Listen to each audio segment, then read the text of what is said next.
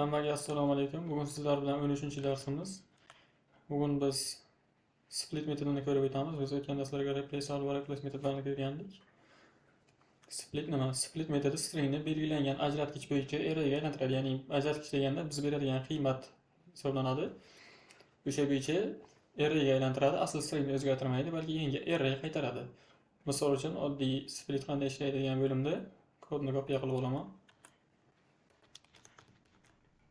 Oddiy tekst o'zgaruvchisi yaratilgan JavaScript zo'r dasturlash tili degan string saqlaydi va words degan o'zgaruvchi e'lon qilingan va tekst o'zgaruvchimiz chaqirib split bo'sh string berib qo'yilgan, ya'ni bitta probel bilan string berib qo'yilgan. Bu degani mana bunga teng. Ya'ni bitta bo'shliqqa teng bo'ladi bu qiymat.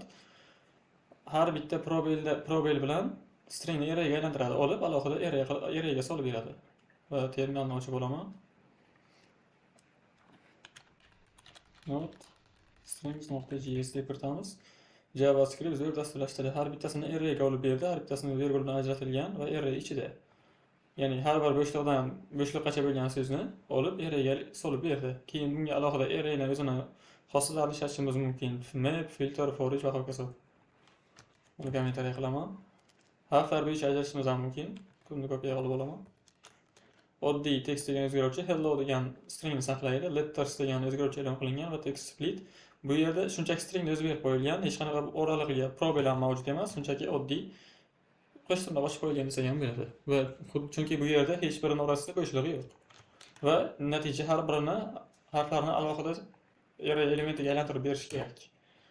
Mana natija xuddi shunday. Va keyingi bosqich belgilar bo'yicha ajratishimiz mumkin.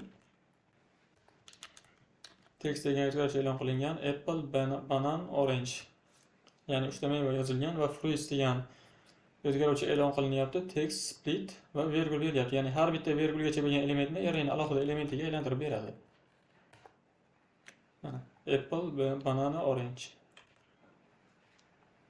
Va maksimal bo'laklar sonini belgilashimiz ham mumkin.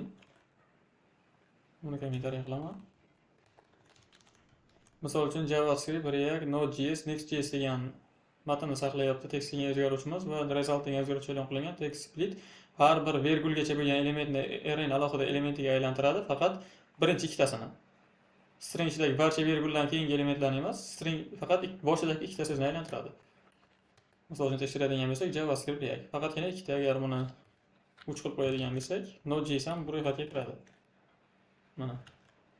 Va keyingi bo'lim hech qanday ajratish ko'rsatilmasa, agar ajratish berilmasa, butun string array ichida bitta element bo'lib qoladi. Ya'ni har bir ajratish ko'rsatmadik, misol uchun base string ham ko'rsatmadik, oddiy qo'shtirnoq ham ko'rsatmadik, virgul ham hech bir belgi ko'rsatmadik. Agar shunday bo'ladigan bo'lsa, butun stringni o'zini arrayni birgina element qilib qo'yadi.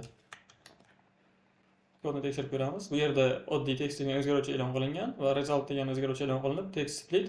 E'tibor bergan bo'lsangiz, parametrga hech narsa bermadik. Oldin qo'shtirnoq ichiga bo'shliq berib ketdik, virgul berib ketdik.